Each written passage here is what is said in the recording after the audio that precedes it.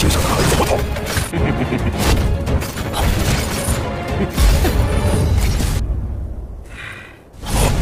错，看来阁下是打定主意。开山印。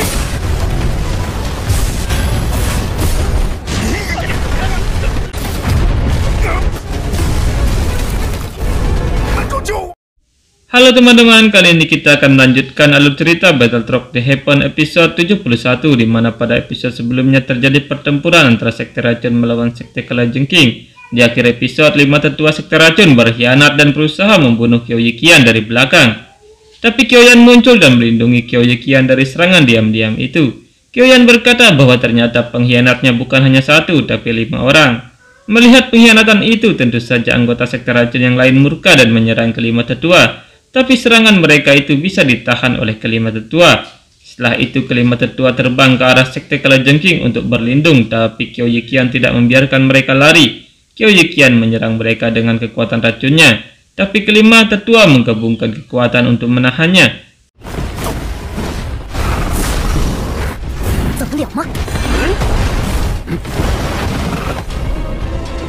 Melihat kekuatannya itu ditahan oleh kelima tetua, Kyoyikian marah dan menyerang lagi dengan kekuatan yang lebih kuat, sehingga melihat itu si Bian turun untuk menahannya.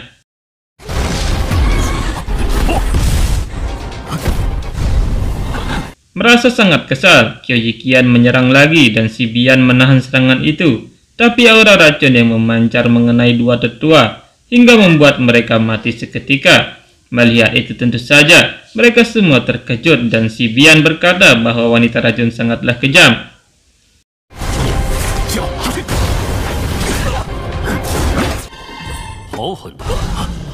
Kyoyikian berkata bahwa jika di Sekte Kalajengking ada pengkhianat, maka serangan pengkhianat bisa 10 kali lebih kejam darinya. Kyoyikian juga mengatakan bahwa dia telah baik kepada Wuya dan tetua lainnya, tapi dia tidak menyangka mereka akan berkhianat.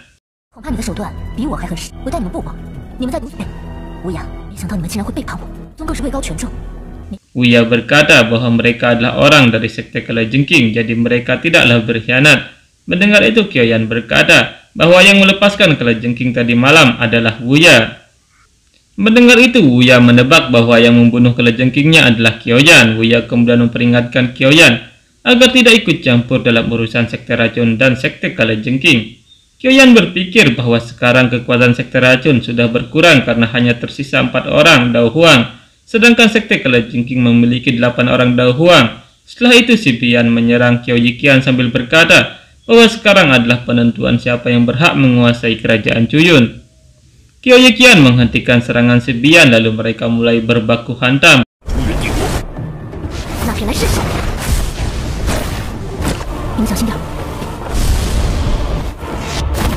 Pertarungan antara kedua Daozong itu sangat luar biasa. Setiap benturan dua kekuatan mereka membuat retakan ruang. Tentu saja pertempuran itu membuat semua orang yang melihatnya tercengang.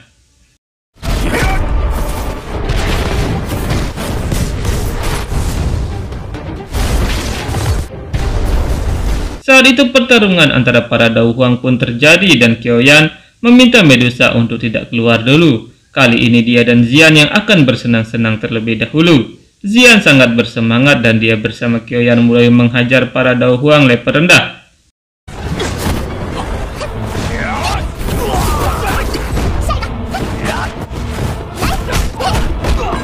Melihat itu, Wuya mulai menghadang Kyoyan dan memperingatkan Kyoyan bahwa dia akan mati jika ikut campur.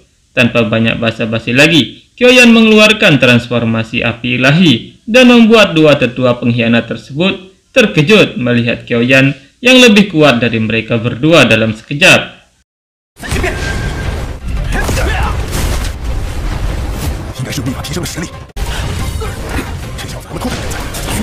Dengan sangat mudah Kyoyan membunuh satu tetua dengan pukulannya. Melihat itu tentu saja Wuya ketakutan dan mengeluarkan kekuatan Kalajengkingnya untuk membatalkan serangan Kyoyan.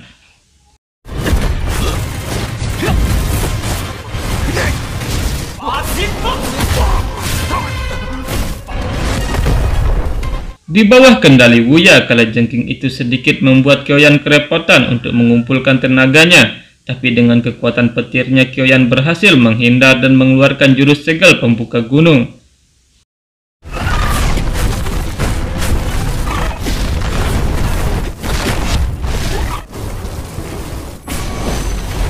Kekuatan teknik itu sangatlah kuat dan menghancurkan kalajengking itu, sehingga Wuya terluka parah dan jatuh dari jurang. Wuya berteriak meminta pertolongan ketuanya, dan mendengar teriakan itu, Shisan datang untuk menahan Kyoyan.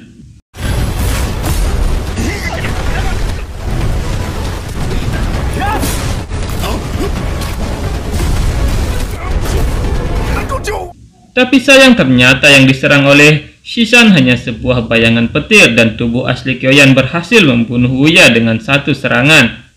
Melihat itu, tentu saja Shisan sangat marah dan menyerang Kyoyan, tapi Kyoyan berhasil menghindar.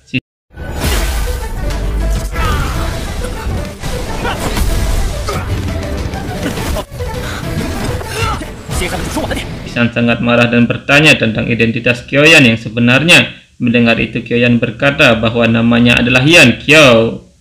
Shisan berkata bahwa dia akan mengingat nama itu dan bertekad membunuh mereka semua. Shisan kemudian memanggil seekor monster kalajengking bersayap 4 tingkat 6. Melihat itu, tentu saja semua orang terkejut. Shisan kemudian memerintah monster kalajengking untuk menyerang Kyoyan. Kyoyan terkejut melihat gerakan monster itu yang sangat cepat, dan tidak disangka monster itu bisa bekerja sama dengan manusia untuk menyerangnya.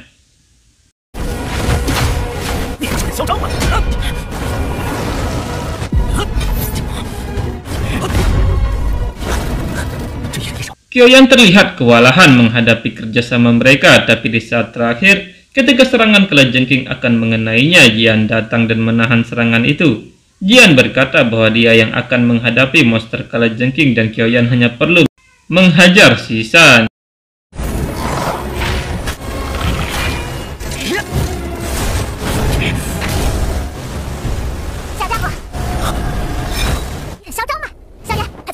Baku hantam pun terjadi lagi di antara mereka. Xian memukul-mukul kepala kalajengking itu, dan terlihat Xian sangat menikmati pertarungan. Dengan kekuatannya, Xian melempar monster kalajengking itu hingga menabrak dinding batu.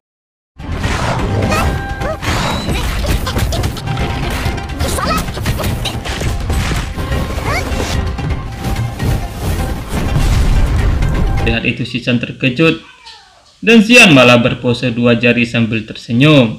Kyoyan berkata bahwa monster kalajengking itu ternyata tidak bisa menghadapi seorang anak. Shisan sangat marah mengetahui bahwa sekarang sektenya sedang terdesak, padahal sebelumnya mereka unggul dalam hal kekuatan.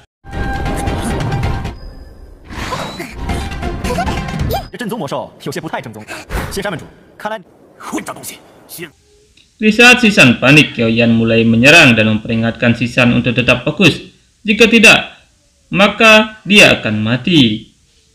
Di sisi lain, si Bian juga sedikit kewalahan melawan Kyo Yikian, sehingga dia meminta Shisan untuk memanggil Master Aula Jiwa untuk keluar.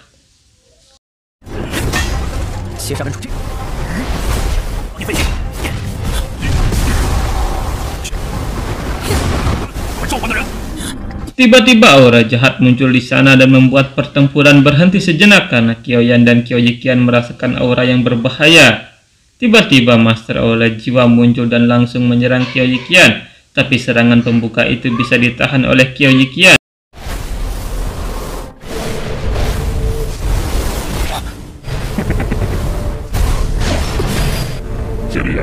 Pelindung Ti berkata bahwa tidak disangka si Bian tidak berdaya melawan wanita racun. Si Bian berkata bahwa ketua sekte racun tidak mudah untuk dihadapi, tapi karena pertempuran kali ini sangat penting, si Bian terpaksa meminta bantuan Pelindung Ti. Pelindung Ti berkata bahwa si Bian harus mengingat bahwa bantuannya tidaklah gratis. Si Bian berkata bahwa dia akan memberikan apa yang dibutuhkan oleh Pelindung Ti. Pelindung Ti bersiap menyerang, dan melihat itu Kyo Yikian mulai menyerang, tapi si Bian menahannya sambil meminta Pelindung Ti untuk membunuh Kyoyan terlebih dahulu, dan dia akan menahan wanita racun.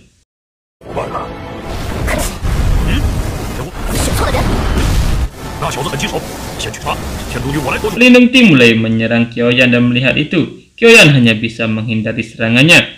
Meski kewalahan, Kyoyan berhasil menghindar, dan melihat itu Pelindung Ti menguji kehebatan Kyoyan.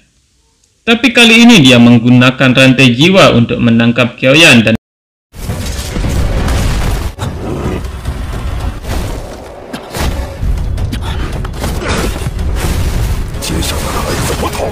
di saat terakhir, Medusa datang menahan serangan rantai jiwa itu. Melihat seorang Daozong muncul, pelindung Ti memperingatkan Medusa untuk tidak ikut campur. Medusa mengatakan bahwa dia yang akan menghadapi pelindung Ti dan Qiaoyan pergi untuk membunuh Qishan.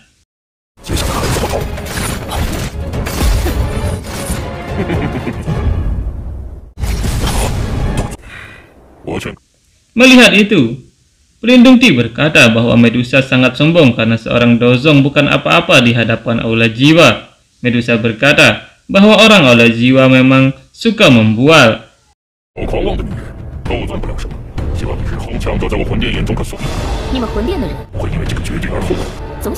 Mendengar perkataan Medusa itu, pelindung Ti terkejut dan dia menebak bahwa Medusa pernah bertarung dengan orang Aula Jiwa sebelumnya. Tanpa banyak omong lagi, Medusa mulai menyerang dan baku hantam pun terjadi di antara mereka. Melihat itu, si Bian terkejut karena sekte racun memiliki rencana cadangan.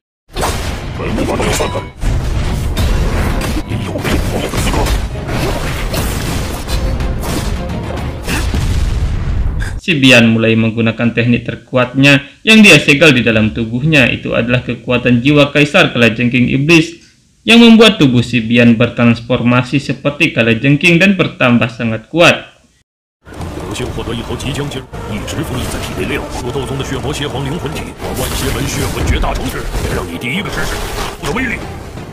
Serangan si Bian mulai membuat Qiao Yiqian terpojok dan bahkan pedangnya dihancurkan oleh si Bian. Saat si Bian merasa bahwa dia akan menang, Qiao Yiqian mulai membuka segel tubuh racunnya yang sangat berbahaya.